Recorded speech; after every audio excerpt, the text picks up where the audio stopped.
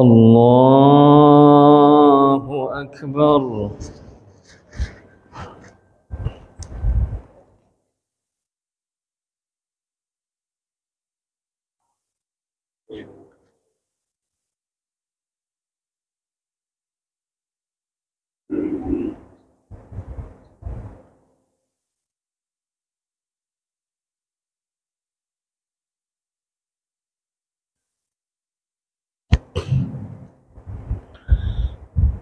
بسم الله الرحمن الرحيم. الحمد لله رب العالمين الرحمن الرحيم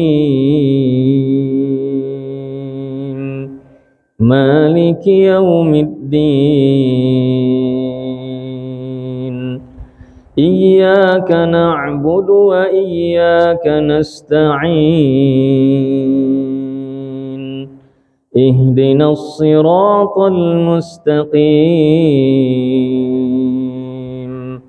صراط الذين أنعمت عليهم غير المغضوب عليهم ولا الضالين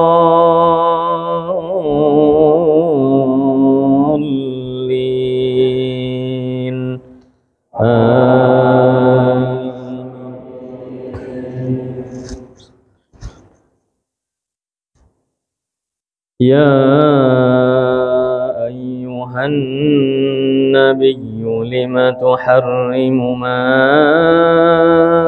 أحل الله لك تبتغي مرضات أزواجك والله غفور رحيم قد فرض الله لكم تحلة أيمانكم والله مولاكم وهو العليم الحكيم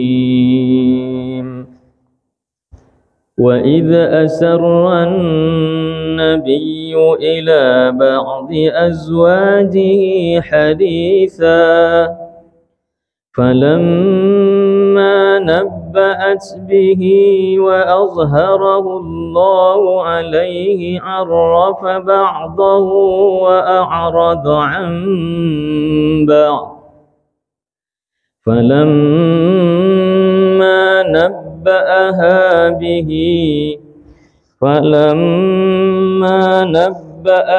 به قالت من أنبأك هذا قال نبأني العليم الخبير إن تتوبا إلى الله فقد صغت قلوبكما وإن تظاهرا عليه فإن الله هو مولاه وجبريل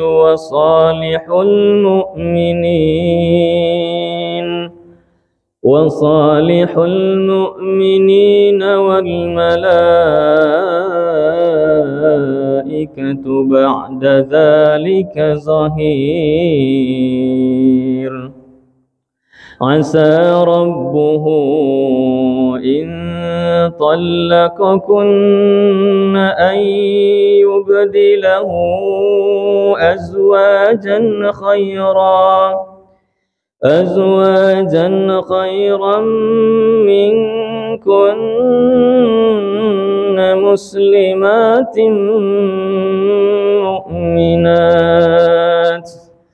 مسلمات مؤمنات قانتات تائبات عابدات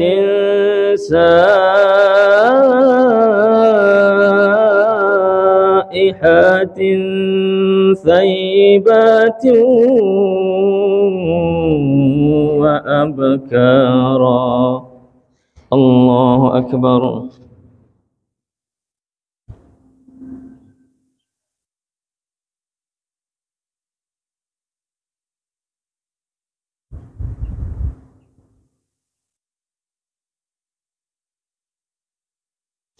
سمع الله لمن حمده.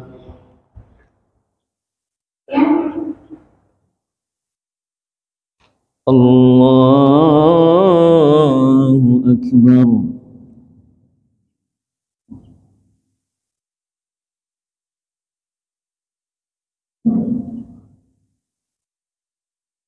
الله أكبر.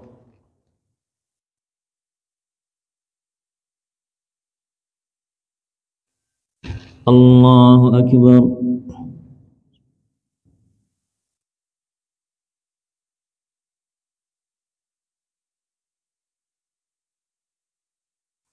الله أكبر. بسم الله الرحمن الرحيم. الحمد لله رب العالمين الرحمن الرحيم مالك يوم الدين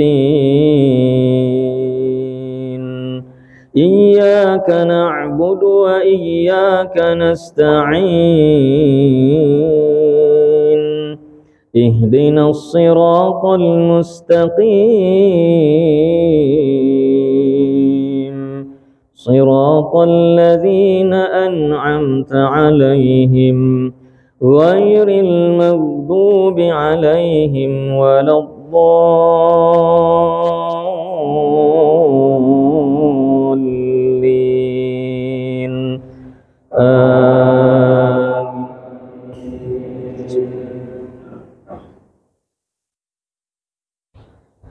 يا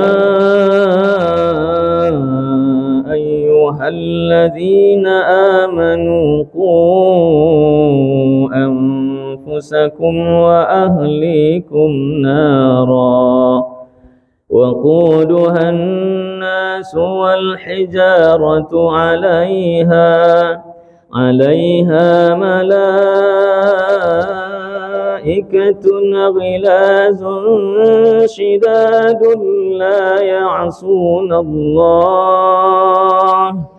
لا يعصون الله ما أمرهم ويفعلون ما يؤمرون يا أيها الذين كفروا لا تعتذروا اليوم إنما تجزون ما كنتم تعملون الله أكبر.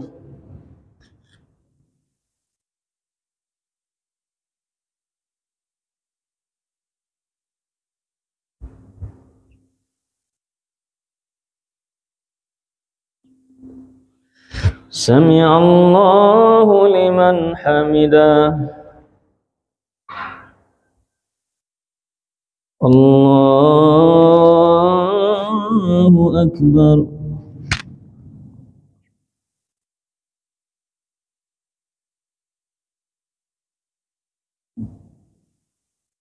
الله أكبر.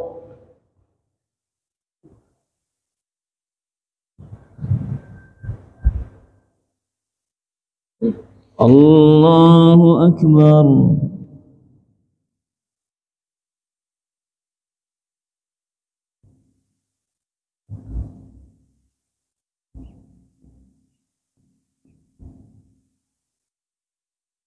الله أكبر.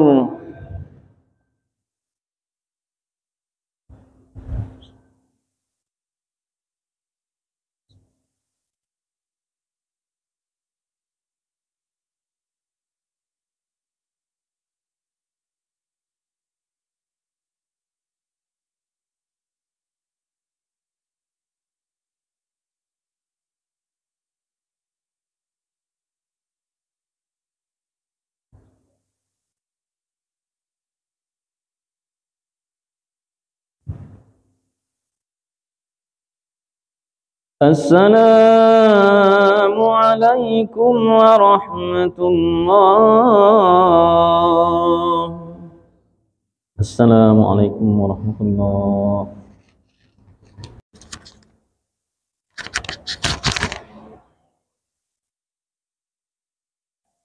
Bismillahirrahmanirrahim. Assalamualaikum warahmatullahi wabarakatuh.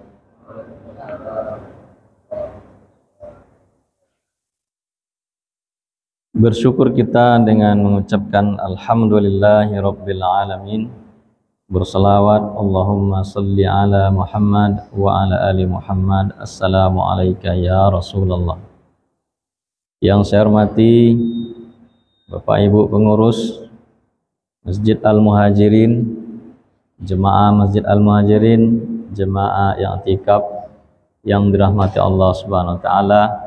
Semoga semuanya berbadan sehat, murah rezeki, panjang umur, dan mendapatkan predikat takwa. Amin ya rabbal alamin. Tausiah kita pada pagi hari ini hanya sekitar 30 menit. Biasanya kalau di Pekanbaru sampai Isra.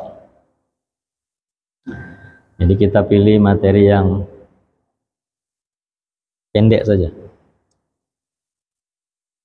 Di dalam Al-Quran, Allah Subhanahu wa taala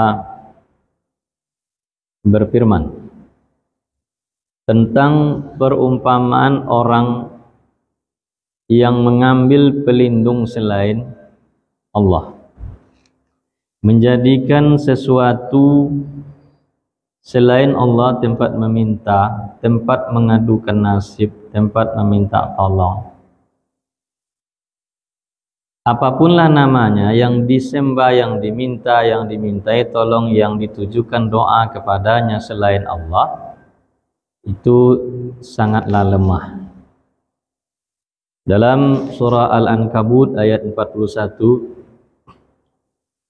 A'udzubillahi minasyaitonirrajim. Bismillahirrahmanirrahim. Masalul ladzina ittakhadhu min dunillahi awliya. Perumpamaan orang-orang yang mengambil selain Allah sebagai pelindung, sebagai tempat ditujukannya doa dan seterusnya. Kamatsalil ankabut, seperti laba-laba. Laba-laba itu apa bahasa Jakartanya, Pak? Sama aja. Nah, kalau di Amerika Spiderman. Nah.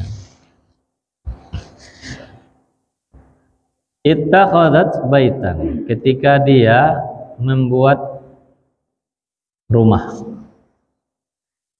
Rumah laba-laba tersebut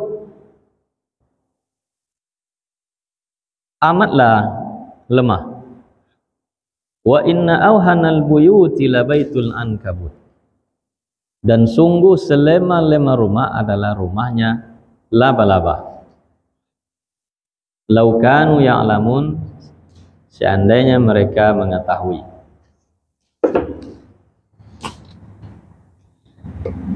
Di sini disebutkan betapa lemahnya rumah laba-laba sebagai permisalan betapa lemahnya tempat meminta selain Allah. Bagaimana rumah laba-laba? Rumah laba-laba yang kita sebut dengan jaring laba-laba itu dibuat, diayam, disulam, apalagi ditenun dari cairan perutnya yang kotor. Segala kotoran dari laba-laba oleh Allah Subhanahu wa taala, dengan izin Allah Subhanahu wa taala, laba-laba tadi mampu mengubah cairan kotoran itu menjadi suatu zat yang apabila dikeluarkan, diayam, menjadi lengket. Nah, dari cairan kotorannya itulah rumahnya dibuat. Maka manusia yang cerdas, di mana ayat ini ditujukan kepada manusia supaya tidak membangun rumah dan rumah tangganya seperti laba-laba. Membangun rumah tangga dari keinginan perut, tidak mempedulikan halal dan haram, maka orang yang demikian tak obahnya seperti rumah laba-laba. Laba-laba ittakhadhat baitan, ketika dia membuat rumah. Kalau menengok dari susunan kalimatnya, laba-laba perempuan yang dimaksud, tapi sebenarnya adalah keluarga laba-laba. Kalau di Amerika tadi laki-laki ya, Spider-Man. Bagaimana laba-laba perempuan? Laba-laba perempuan dewasa, kawin dia dengan laba-laba laki-laki dewasa.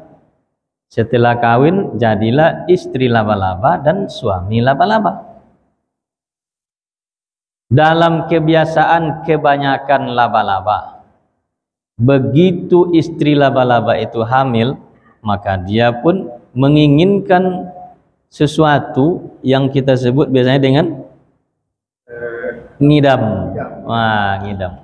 Maka ngidamnya istri laba-laba adalah membunuh suaminya. Nah, itulah karakter bawaannya. Asal hamil istri laba-laba ini, istri laba-laba memberatkan suaminya, meminta ini dan itu, dan yang paling fatal itu adalah ingin membunuh suaminya. Karena takut dan sudah paham suami laba-laba ini dengan keinginan istrinya, sejak itulah suami laba-laba tidak lagi pulang ke rumah. Bang Thohib aja sekali setahun pulang, iya kan? Kan ada lagunya Bang Thohib, Bang Thohib. Ya itulah sekedar intermezzo ya Pak. Sementara suami laba-laba begitu tahu dia istrinya punya niat buruk kepadanya, sejak itulah dia tidak pulang-pulang lagi ke sarangnya. Maka kita tidak pernah melihat ada dua laba-laba dewasa yang cukup lama di sarangnya. Enggak ada. Karena suami sudah kabur, takut sama istrinya. Jadi suami-suami yang takut sama istrinya, nah itu suami laba-laba lah itu. Suami-suami yang takut sama istrinya bagaikan suami laba-laba. Suami laba-laba ini tidak peduli dia nafkah keluarganya, tidak peduli pendidikan anaknya, tidak peduli agama istrinya. Dia biarkan aja istrinya itu nggak pakai kerudung, nggak pakai jilbab. Tidak peduli dia dengan hal haram, riba, tidak peduli. Nah, ayat yang kita baca tadi. Kalau kita lanjutkan lagi tadi, saya takut kepanjangan. Ya ayyuhalladzina amanu tubu ilallahi taubatan nasuha. Iya kan? Inilah Ramadan, ini kesempatan kita bertobat. Kita bicarakan suami laba-laba, jangan-jangan kita sendiri yang suami laba-laba pada beberapa poin nih Pak. Mungkin boleh jadi. Suami sejati dia akan menghiraukan agama dan taubat daripada keluarganya. Masih ada waktu nih Pak? Nah, saya kira masih 4 menit ya. Nah, baik. Begitulah suami laba-laba. Dia tidak pulang ke rumah. Nah, istrinya laba-laba akhirnya melahirkan anak 8, 12 dan seterusnya. Sedemikian banyak laba-laba anaknya, menurunkan sifat ibunya yang ingin memangsa satu sama lain tadi, seperti membunuh suaminya. Maka anak laba-laba pun menurunkan sifat ibunya, saling bunuh antara mereka. Maka ada kadang-kadang ya Pak ya, kalau kita tengok sarang laba-laba tuh, menggantung laba-laba tuh, kita kira dia masih ada, kita tengok udah kosong isinya. Iya kan? Itu karena sudah dimangsa, karena sudah dihisap, nggak ada lagi isinya. Laba-laba ini adalah makhluk pemangsa antar sesama mereka demi kesenangan dirinya. Maka kalau ada manusia yang memangsa satu sama lain, itu adalah manusia laba-laba. Tahun lalu kita disuruh makan pisang 2. Ingat nggak nih? Sekarang kalau di Pekanbaru barang-barang luar biasa mahalnya karena minyak mahal kan. Minyak mahal, cabai jadi 55.000, itu udah turun itu. Minyak goreng jadi mahal, semuanya mahal. Padahal Pekanbaru adalah penghasil minyak terbesar di Indonesia. Ibaratkan bumi di bawah minyak, di atas minyak, tapi mahal. Uang 100.000 dibawa ke pasar, belum dapat Pak, 1 kali masak. Kenapa kondisi ini terjadi? Karena ada manusia, memangsa manusia. Sedemikian susahnya rakyat ini. Apalagi sekarang musim hujan lagi. Gimana kalau sore-sore, itulah yang diharapkan oleh tukang cendol, tukang air buah. Tiba-tiba hujan pula, kan lebih susah lagi. Tapi ada pula manusia yang enteng-enteng aja, anteng-anteng aja. Di rekening pribadinya 300 triliun. Dimasukkan duit ke masjid ini muat 300 triliun Pak. Itu baru satu orang. Bagaimana yang lain? Mudah-mudahan aja lah sumbernya itu halal. Nah kita Bapak, jangan sampai kita memangsa orang lain demi uang, demi ekonomi, demi keluarga, mencari nama dan seterusnya. Jauhlah dari kepribadian laba-laba ini. Dan laba-laba pula memiliki mata 2 pasang.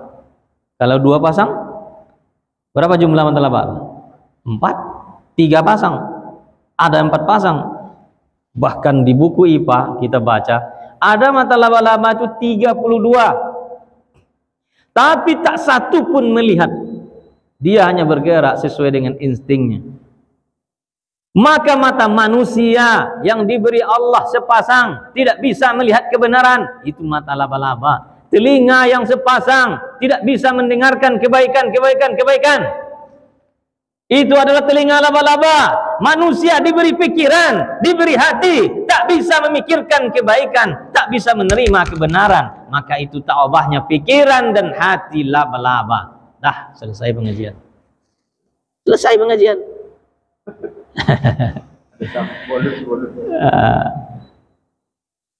Bapak, Ibu, jemaah i'tikaf yang dirahmati Allah Subhanahu wa taala. Karena itu menjauhlah kita dari kepribadian laba-laba. Kembali kepada pokok ayat. Rumah laba-laba itu sangat lemah. Tidak perlu mobil doser untuk mendoser rumah laba-laba.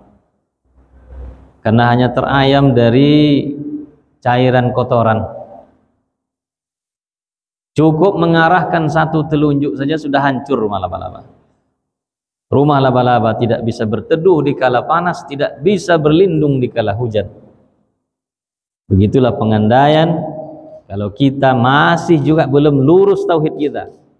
Pengandaian kalau masih juga kita sembah Tuhan-Tuhan yang lain, sembahan yang lain, minta tolong kepada yang lain, maka sesungguhnya itu adalah sangat lemah, tidak bisa berlindung. Allah lah satu-satu tempat berlindung. Mudah-mudahan kajian kita ini bermanfaat. Mari kita permantap terus tauhid kita, iman kita kepada Allah Subhanahu wa taala. Dialah satu-satunya pelindung yang menyelamatkan kita, yang memberi kita rahmat, yang memberi kita kebaikan, yang menguatkan kita untuk sholat subuh ini, yang menguatkan kita untuk melakukan hal-hal yang baik. Itu nanti ada kajian khusus tentang rahmat Allah, ya mungkin di waktu yang lain. Terima kasih waktu yang sudah diberikan, dan saya sangat senang mendapatkan teman baru, sahabat dakwah di sini. Mudah-mudahan kita bisa saling kuat menguatkan dalam berislam, dalam beriman, dalam mencintai umat ini. Subhanakallahumma wa bihamdika asyhadu an la ilaha illa anta astaghfiruka wa atubu ilaik. Assalamualaikum warahmatullahi wabarakatuh.